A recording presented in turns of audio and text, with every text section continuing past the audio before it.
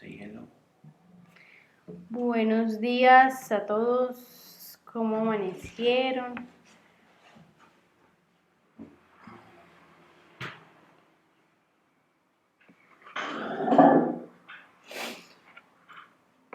Bueno, habíamos quedado en... Seguimos en la carta de Gálatas, no hemos terminado. 5. Ya vamos en el capítulo 5, ya la vamos a acabar. Y bueno. Habíamos quedado en Gálatas 5:12. Veníamos hablando de la guerra de Pablo con los hermanos de Galacia. Así que vamos a comenzar con el versículo 13. Recuerden que estoy leyendo en la Biblia textual, cuarta edición. Versículo 13. Porque vosotros, hermanos, a libertad fuisteis llamados, solo que no uséis la libertad como incentivo para la carne, sino servíos los unos a los otros por medio del amor. Porque toda la ley en una palabra queda cumplida: amarás a tu prójimo como a ti mismo. Pero si os mordéis y devoráis unos a otros, mirad que no seáis destruidos unos por otros. Creo que es la segunda vez, me corriges tú, mi amor. Creo que es la segunda vez que Pablo en la carta de Gálatas menciona la palabra amor. Y anteriormente la había mencionado en el versículo de Gálatas 5. 3, 7, 8, 6, 7. ¿Dice que es energizado? Sí. 5. Gálatas 5:5. No, Gálatas 5:5 no es. Ya, Gálatas 5:6. Dice que la fe es energizada por el amor. Y aquí ahora está hablando acerca de algo más. Pero empecemos con el versículo 13. Dice, porque vosotros, hermanos, a libertad fuisteis llamados, solo que no uséis la libertad como incentivo para la carne, sino servíos los unos a los otros por medio del amor.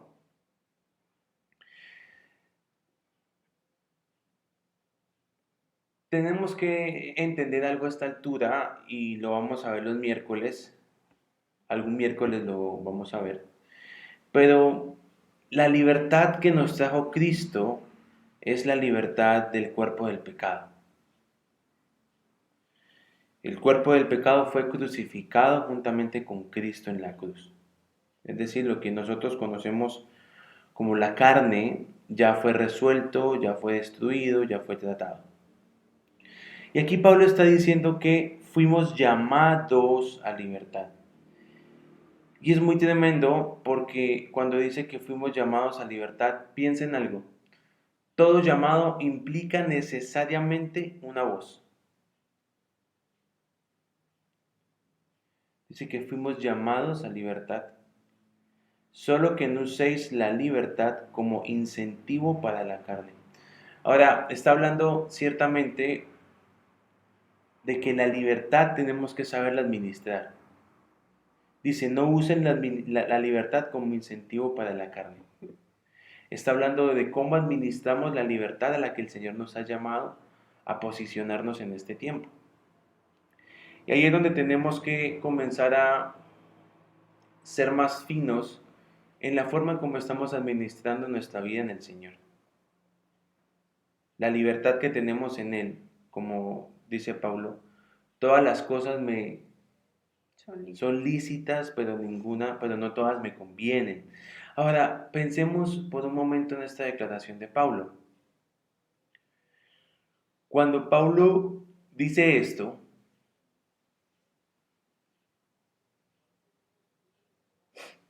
tenga en cuenta que Pablo es un judío. Tenga en cuenta que Pablo es fariseo de fariseos. O sea, esa frase que dice Pablo no es una frase que diría un judío de su época.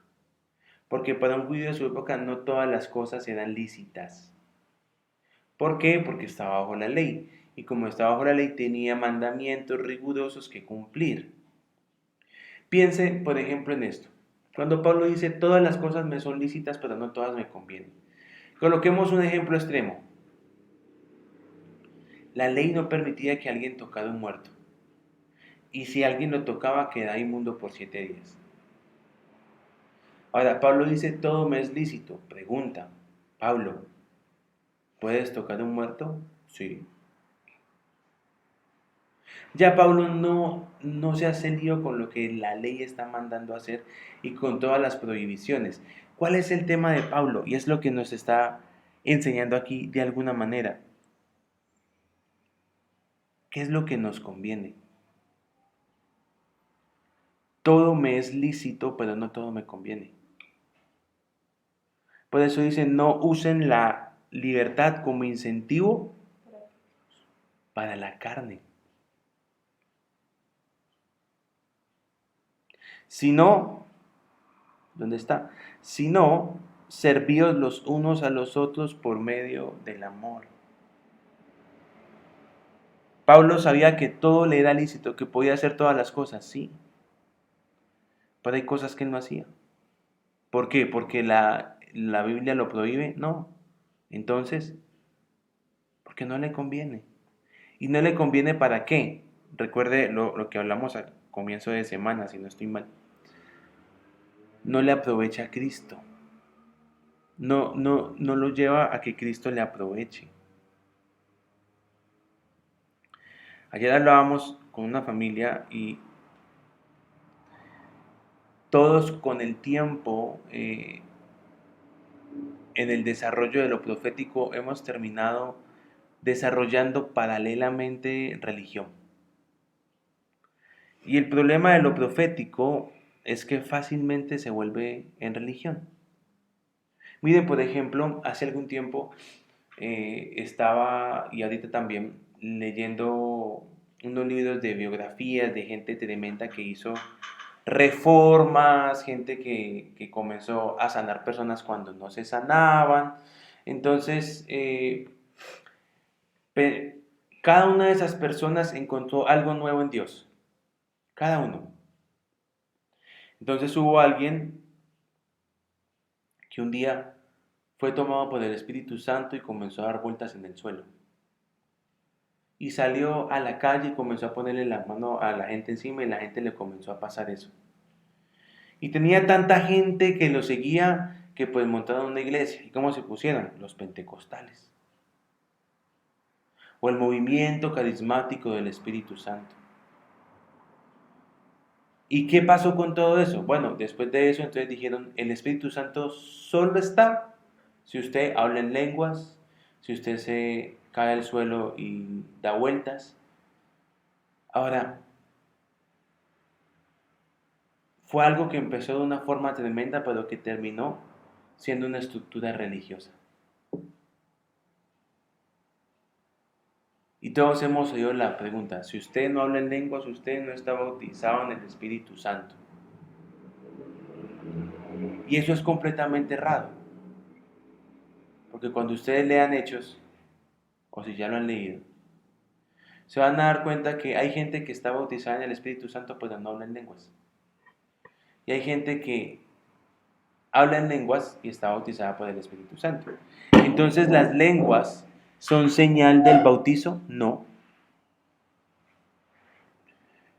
Pero si hablo en lenguas estoy bautizado y es un don.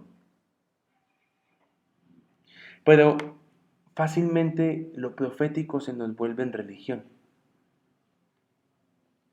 Y ahí es donde debemos de cuidarnos.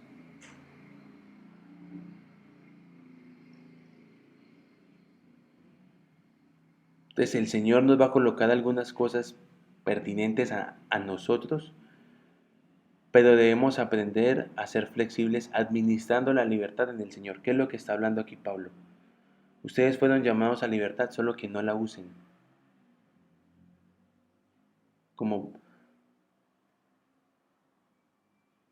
incentivo para la carne. Ahora, aquí Pablo está hablando también, mire lo que dice Pablo, Fueron llamados a libertad, pero no la usen como incentivo para la carne. La iglesia de Galacia era una iglesia que pecaba, que tenía pecados, algo así. Por la carta realmente podemos decir que no. De las iglesias que uno podría decir que tenía pecado y tenía muchos dones, es la iglesia de Corinto. Pero los hermanos de Galacia eran gente linda. ¿Cuál era el problema de los hermanos de Galacia? Y lo hemos hablado varias veces.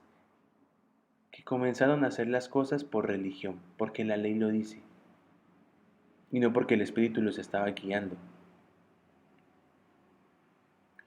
Claro, el Espíritu nos puede llevar a hacer algo que dice la ley, sin duda, sin duda, sin duda que sí. Pero de repente comenzaban a llegar algunos hermanos creyentes, pero eran judíos, y ellos querían aferrarse a sus tradiciones, ¿no? Y los estaban llevando a que se circuncidaran. Ahora, el tema es este, y ya lo vimos, circuncidarse no está mal ni está bien. Si yo estoy circuncidado o no estoy circuncidado físicamente, ni está mal ni está bien, que es lo que ya vimos la semana pasada. Porque en Cristo ni la circuncisión ni la incircuncisión son algo. Entonces, ¿qué es en Cristo? Esa sería la pregunta. ¿Qué es? Cristo. Aquí la exhortación de Pablo que hace a los hermanos de Galacia es: no usen la libertad para meterse en la religión. Miren, Dios nos da tanta libertad que nosotros cada día decidimos qué hacer con lo que Él nos da. O sea, es nuestra responsabilidad. Y está aquí Pablo, ¿no? Diciendo, miren, no lo usen como incentivo para la carne. ¿Cuál era el problema? ¿Cuál es el problema de la religión? ¿Cuál era el problema de que de repente algunos hermanos de Galacia comenzaron a circuncidarse? Que siempre las estructuras religiosas van a traer divisiones y juicios entre los hermanos. Entonces, imagínese de repente un hermano de Galacia circuncidado, ya pasó los dolores y todo, y se encuentra con otro en la congregación. Y dice, ah, ya te circuncidaste. Y le dijo, no, yo no me voy a circuncidar. Uh, este no está, este no es de nosotros. ¿Por qué? No, porque es que este no se circuncida. Yo no sé qué hace aquí en la congregación. O sea, comenzamos a... La religión quita a Cristo de nuestra identidad y pone las obras. Y nosotros particularmente tenemos que cuidarnos de caer en eso. La verdad, amados, es que no somos los únicos que estamos haciendo lo que estamos haciendo. Y hay mucha más gente que tendrá la misma o mejor revelación que la que tenemos. Y ni siquiera los conocemos y ni siquiera conocen al pastor Fer, al pastor Arturo. Pero ahí están. O a Palermo, a Ortigosa. Pero ahí están.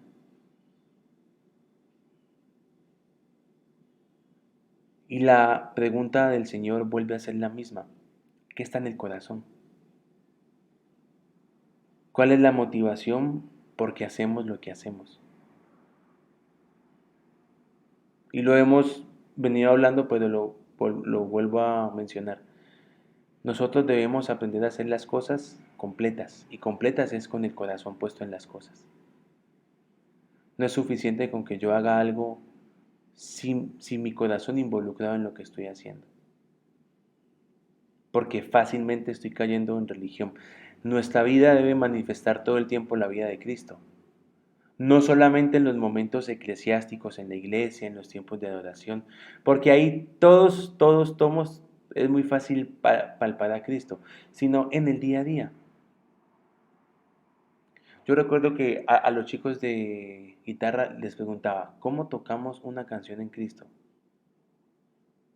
¿Cómo tocamos una canción en el nuevo pacto? Y es que es muy fácil, amados. En el nuevo pacto, todo el centro del nuevo pacto es el corazón del hombre. No, el centro es el Padre, pero hacia donde apunta el Padre es al corazón del hombre. Por eso dice, escribiré mi ley en sus corazones. O sea que el nuevo pacto debe ser la transformación del hombre de adentro hacia afuera. La ley es la transformación del hombre, es la transformación de lo externo, pero sin tocar lo interno. Entonces, por responder la pregunta de la canción, porque todos cantamos canciones. Entonces, ¿cómo canto una canción en el nuevo pacto?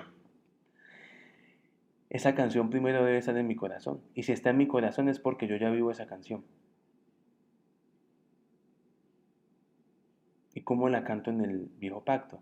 Bueno, la canción está fuera de mí y yo la canto. Pero cuando está dentro mío, simplemente fluye, fluye. Ya está escrita en mi corazón. Y si está escrita en mi corazón, yo ya estoy viviendo o comenzando a vivir lo que esa canción proclama. Lo mismo sucede con la escritura. Es muy lindo aprendernos versículos de memoria, es muy lindo. Pero paulatinamente con el tiempo, ese aprendernos versículos con memoria se nos volvió religión, perdió vida. Entonces en un momento nos lo aprendíamos y cuando teníamos una situación nos acordábamos y lo proclamábamos y nos aferrábamos a ese versículo.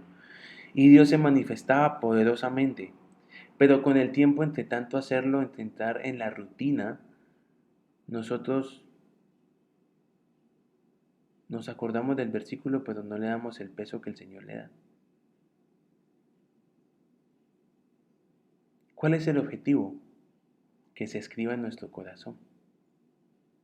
Si no se escribe en el corazón, no estamos haciendo. Entonces, cuando leamos un versículo todos tenemos versículos que, este versículo me gustó, pedirle al Señor, Padre, escríbelo en mi corazón.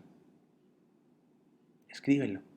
No es suficiente con que yo me lo sepa de memoria, quiero que se escriba en mi corazón.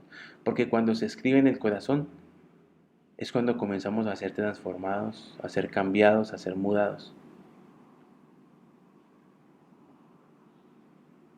Entonces, ¿para qué estamos usando la libertad que Dios nos ha dado? ¿Para construir imperios propios o para construir el edificio del Señor? El imperio propio va a girar en torno a lo que a nosotros nos parece. Y eso comienza en todas las cosas. Hay gente que cuando ve a alguien más siempre está viendo carencia. Pero le falta, pero aquí. ¿Saben qué es eso? Religión. Y la pregunta es, ¿cómo mira a Cristo? No, pero es que el Señor sabe que le falta, sí, pero el Señor nunca va a suplir desde la necesidad, desde la carencia. Cristo suple desde la abundancia. Entonces de repente veo a alguien con carencia, pero yo encuentro algo de abundancia en él. Desde ahí se suple. Desde ahí yo puedo suplirlo. Entonces miren por ejemplo el relato de la viuda con Elías. ¿Cómo le multiplica el Señor? Desde la abundancia. ¿Por qué? Porque le pide todo lo que tiene. ¿Qué tienes, mujer? Tengo harina y aceite. Dalo. ¿Ven que no dice, pero si tan solo tuvieras un corderito, al menos decía viejito para matarlo? Qué pesar. Te falta el cordero, qué triste. No. ¿Qué dice él? Dalo. Toma la abundancia y la multiplica. Desde la escasez nada se puede, desde la carencia nada va a abundar. La abundancia del Señor viene desde lo que ya tenemos. Entonces ahí es donde debemos comenzar nosotros por nosotros mismos a dejar de ver carencia y a comenzar a ver la abundancia. ¿Qué abundancia tenemos? Porque esa es la primera que se va a multiplicar. Esa es la primera que va a abundar. Pero estamos esperando tanto que abunde donde vemos carencia. Pero el tema es que donde vemos carencia, estamos en la ley, estamos en el conocimiento. ¿Por qué? Porque cuando la mujer come el árbol del conocimiento, lo primero que ve es que le falta ropa. Y antes no lo había visto. ¿Por qué? Porque le cambió la forma de mirar. Entonces hemos sido gente por mucho tiempo y sin duda fue bueno y nos sirvió. Hemos sido gente que caminamos con mucho conocimiento, una checklist.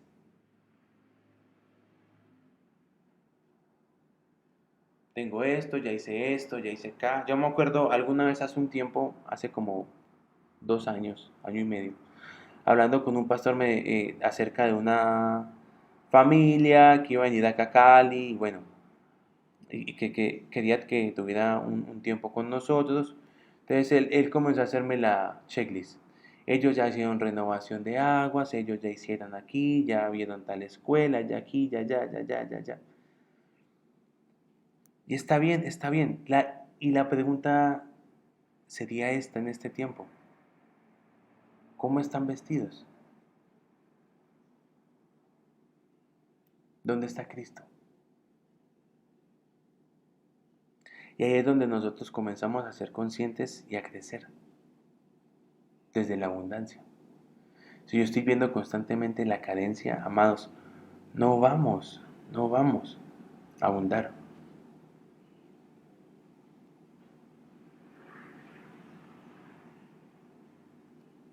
Por eso la libertad que tenemos, empezando con la forma en que miramos al hermano, no lo usamos como pretexto para la carne, para ver carencia. Si no, miren cómo es de tremendo. Servíos los unos a los otros por medio del amor. ¿Cuántas veces vemos a alguien y lo primero que vemos es carencia? Ahora, aquí que estoy hablando, yo puedo mirar a alguien y ver que le falta algo y amarlo. Pero es esa carencia que me está llevando a criticar, a juzgar. Y el servicio dice que es por medio del amor.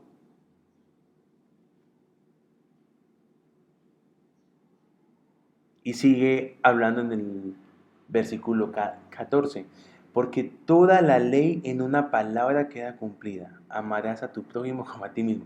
Miren, esto nos termina ya de romper. ¿Cómo cumplimos la ley? Mire que cumplir la ley no tiene nada que ver con nosotros. Dice, amarás a tu prójimo. La ley viene como un ayo, como lo leímos, para entrenarnos a amar al prójimo. Pero la mala administración del hombre hizo que él se colocara en el centro en la ley. Pero el fin de la ley es amar al prójimo. O sea que no tiene nada que ver con nosotros. Mire cómo el Señor nos quita del centro. Entonces damos no pensando en nosotros, sino en el prójimo. Hacemos no pensando en nosotros, sino en el prójimo. Y estamos cumpliendo la ley amando al prójimo. Pero la verdad es que nos amamos más a nosotros de lo que amamos al prójimo. Mire cómo Dios en ningún momento nos pone a nosotros en el centro de la administración de Él. La ley se cumple en amarás a tu prójimo. Ay, yo pensé que era para que me salvara del infierno. Y bueno, otra vez nos ponemos en el centro. La mala administración del hombre hizo que el centro de la ley fuera el hombre mismo. Entonces todo giraba en torno al hombre. Pero aquí Pablo está diciendo, miren, no importa cuánto hagan, si no aman a su prójimo, realmente todo eso es vano. La ley no es una serie de checklists que vamos chuleando cuando ya cumplido, cumplido, cumplido. Ya hice esto, ya hice esto, ya hice esto, ¿no? Podemos hacer 1000 cosas, pero si no amamos al prójimo como a nosotros mismos, todas esas cosas son vanas delante del Señor. Y me gusta podríamos decir, casi cierre que Pablo le está dando a la carta de Gálatas, porque está tocando esas fibras y está diciendo, por ejemplo, a un hermano de Galacia, ¿cuál es tu motivación para circuncidarte? ¿El prójimo o ti mismo? Ah, pues creo que yo. Bueno, de nada sirve. De ahí que él continúe diciendo en el versículo 15, Si os mordéis y devoráis unos a otros, mirad que no seáis destruidos unos por otros. Miren cómo algo tan simple como el hecho de circuncidarse en la iglesia de Galacia los dividió. Los dividió totalmente y los estaba destruyendo. Ahora, van a haber cosas que Dios va a traer porque Él quiere dividir, Él quiere separar y vienen del Señor. Por lo tanto, la motivación es el Señor. Pero van a haber otras donde realmente la motivación somos nosotros mismos. Y cuando nosotros somos la motivación para hacer las cosas, nos vamos a dividir. Nos vamos a separar. Pero cuando es el Señor, pueda que haya división porque quizás algunos no deban entrar. Pero la motivación, por eso ayer yo pensaba en ese versículo que no recuerdo dónde está, hacer las cosas como para el Señor. Colosenses 3:23. Colosenses 3:23. Hagan todo como para el Señor. ¿Cómo así? ¿Y no es para mí? No, no, te equivocaste. La motivación es Cristo, la motivación es el Padre. Entonces, cuando la motivación es el Padre y no nosotros, ¿qué discusiones podemos tener, por ejemplo, en casa? Es que hice el almuerzo y me quedó salado y yo qué sé, y no le gustó. Bueno, ¿te lo hiciste para ti mismo, para ser elogiado, o lo hiciste como para el Señor? El Señor posiblemente no se lo coma porque está salado. Es broma. Pero ciertamente, si la motivación es el Señor para hacer las cosas, hay satisfacción sin necesidad de la aprobación de los demás. Y esto nos comienza a sanar del rechazo y es cuidarnos aún de esa falsa humildad. Yo lo hice para el Señor. Tranquilos, no me digan nada. No, no, espérate, espérate. Tenemos que ser sinceros. Estoy esperando, ser sinceros. No llenarnos de una falsa humildad. Pero miren que todo lo que está aquí hablando Pablo y esta parte del versículo del capítulo 5 que no la habíamos visto, y yo no lo había leído muchas veces, pero no lo habíamos visto en esta dimensión, es Pablo nuevamente colocando una medida más. Y es diciendo, nosotros en últimas no contamos. Entonces imaginemos una familia, papá, mamá, hijos. Si cada una de esas personas cumple la ley, es decir, ama al prójimo como a sí mismo, en esa casa va a haber la vida de Dios.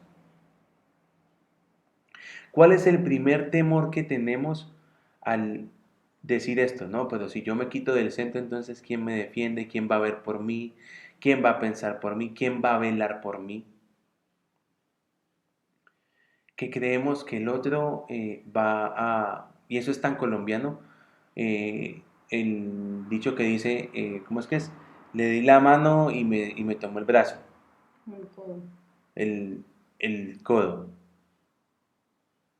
Creemos que la otra persona va a venir y se va a poner encima de nosotros. Pero cuando es el centro del Señor, ese tipo de temores no está. Entonces, ¿cómo sabemos una señal de que seguimos siendo nosotros el centro de la motivación en las cosas que hacemos? Los reclamos.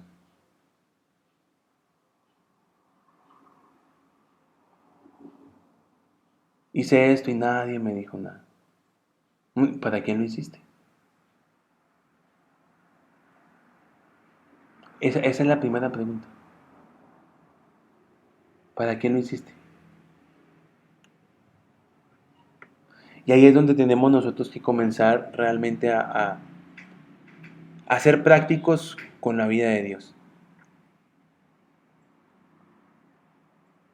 Y el Señor Jesús viene y es esto que dice Pablo tan tremendo en el versículo 14. La ley queda cumplida en una palabra. Amarás a tu prójimo como a ti mismo. Ya. O sea que nada en Dios tiene que ver con nosotros en el centro. Tiene que ver con Dios y con la forma en que me relaciono con los demás. Y ahí es donde tenemos que nosotros comenzar a examinarnos, a mirarnos y decir, bueno, ¿cómo estoy en el amor al prójimo? Y usted religiosamente piensa, el prójimo es el Señor que pasa pidiendo comida. No, ese lo ves una vez al mes y lo amas facilito. El prójimo, el que está al lado en la cama, la suegra, el suegro, la mamá, el papá, hermanos, los prójimos. Pero si no empieza en casa, realmente todo lo que no hagamos en casa y si lo hagamos afuera es puro maquillaje. Puro maquillaje, puras ropas puestas. Y lo que se hace en casa y lo hacemos afuera, eso somos. Pero lo que hacemos afuera y que en casa no lo hacemos es puro maquillaje. Hojas de higuera. Ahí está. Nos vestimos el ratito y luego ya en casa nos quitamos. Y es en eso. Es en eso. No vamos a continuar con los otros versículos porque por el tiempo no nos da tampoco. Pero es justamente eso, amados. Pablo en Gálatas está confrontando toda la religión. Y no tiene que ver solamente con la circuncisión. Ya aquí nos está hablando de la motivación por la que hacemos las cosas. Está hablando totalmente de la motivación. ¿Por qué haces eso? ¿Por qué haces aquello? ¿Por qué ayunas? ¿Cuál es la motivación?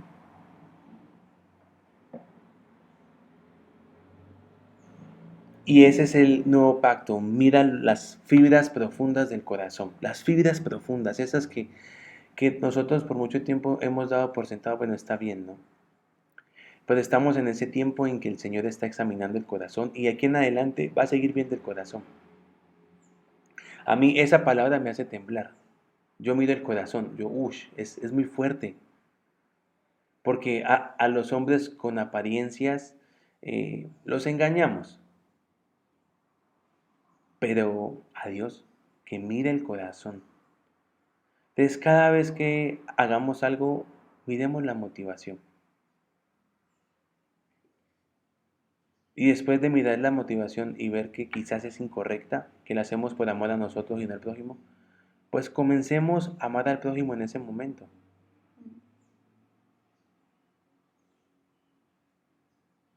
Y esto va a ser tan sano para nosotros, porque vamos a dejar de esperar recibir. Quien ama, el amor, la característica de alguien que ama es alguien que da, sin esperar recibir. Lo contrario al amor no es el odio, porque alguien puede odiar y amar al tiempo. Pero lo contrario al amor es el egoísmo. Es imposible que nosotros digamos que amamos y no demos. En todo el sentido. En todo el sentido. Quien ama siempre da. Y la manifestación más grande fue el Señor. Él amó y se dio. Se dio completo. Y se dio sin saber realmente si los discípulos le iban a seguir la caña. Se dio sin saber todo eso. Se dio. Se entregó. ¿Y quién lo hacía así? Bueno, el amor. Por eso dice, amarás a tu prójimo como a ti mismo. O sea que la forma correcta de amar al prójimo es no esperando recibir. Dar, dar, dar, darnos, darnos, darnos. Y ahí con eso comenzamos realmente a salir de todo lo que es el sistema religioso. De todo el sistema de la religión. Hablábamos con alguien, con unas personas y nos decían, eh, Nuestra familia hace unos devocionales, pues esa es la forma antigua. Entonces, no, nosotros no participamos de eso. ¿Religión? ¿Por qué? Porque sigo estando yo en el centro. Entonces, en la ley importa lo que queremos. En la ley torcida, en la ley que salió producto de la mala administración del hombre. En el nuevo pacto, ¿qué importa? Lo que el Señor quiere. Entonces, debemos dejar de vivir tan guiados por lo que queremos y lo que nos parece y comenzar a ser guiados por lo que el Señor quiere que hagamos, por el amor al prójimo.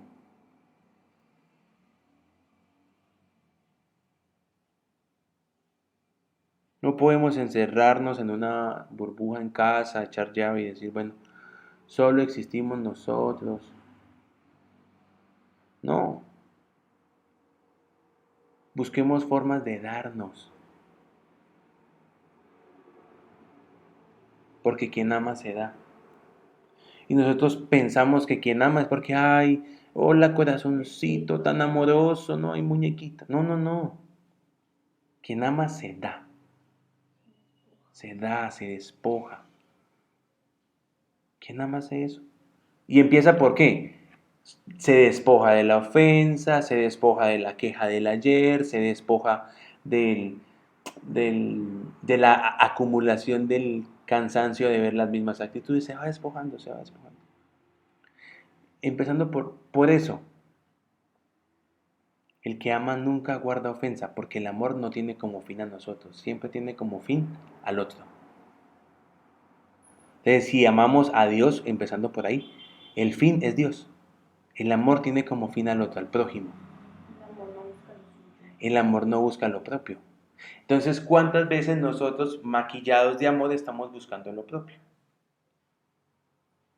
Miren, son 3 versículos donde Pablo menciona 2 veces la palabra amor y ya nos revienta. Ya nos revienta completamente.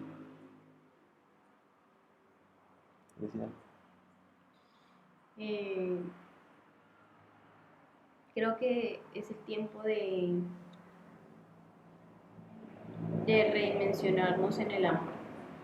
Y es muy fuerte porque cuando dice ama a tu prójimo como a ti mismo, el punto sería realmente cuánto nos amamos, porque si yo me desprecio a mí mismo, esa va a ser la respuesta de despreciar a otros, porque él pone la medida conmigo mismo. Entonces la pregunta sería, si yo tengo rechazo en mí, yo voy a rechazar a otros. O sea, todo lo que yo tenga y no lo haya resuelto es la medida que yo le voy a poner a otros. Entonces, por eso el primero es amarás al Señor con todo tu corazón, con todo. Porque el amar es que de cierta manera el Señor ahí tiene gobierno de eso, ¿no? Y a medida que Él va entrando en áreas de nuestra vida, eh, pues más vida de Dios se produce, ¿no? Entonces, una vez escuché que hay gente que lo ama con todo su corazón y con toda su mente, pero no con todas sus fuerzas. Entonces, esa carencia de amar al Señor va a hacer que esa área no tenga vida en sí misma y eso va a producir que yo no lo pueda hacer, que yo no pueda amar al prójimo de la manera en como debería hacerlo. Entonces, la medida siempre es conmigo, a medida que yo esté sano en Él, yo voy a poder dar eso. Porque, y creo que es un buen indicador, si me molesta cuando no me alaban, es porque eso está en mí, necesito sacarlo. Si yo siempre me estoy poniendo a mí de primero, me gusta el plato más grande, qué sé yo, en cosas sencillas y cotidianas de la vida, algo que me daba risa era porque mi papá, a él lo acostumbraron a que él siempre tenía que servir primero, entonces claro, había ocasiones, pero hace mucho tiempo que a él no le servían de primero y se enojaba. Entonces me acuerdo que el Señor lo fue cambiando porque él empezó a amarlo. O sea, nadie se sentó a decirle, vea, no, o sea, él empezó a amar al Señor de tal forma que el Señor sacó y solucionó eso de su corazón. Y ya él siempre busca que los otros estén primero. Porque él entendió que él se amaba a sí mismo, pero lo demostraba amando a otros. Entonces, el amor a mí mismo no es yo ser el centro, el amor a mí mismo es darme. Y eso quita totalmente la forma en cómo el mundo dice amar. Porque está el feminismo, ¿no? Ámate a ti misma y sé valiente y empieza pues todo ese movimiento que está ahora, donde no se dejan pisotear y empieza una rebeldía y una voz falsa de cierta defensa. Y eso es lo que enseña el mundo. Amarme a mí mismo es yo defenderme, es yo ser el primero, sí, ¿no? ¿Qué enseña el reino? Amarte a ti mismo es despojarte. Es dejar de ser centro, es dejar de ser primero. Entonces creo que ese es el reino al cual el Señor nos ha llamado.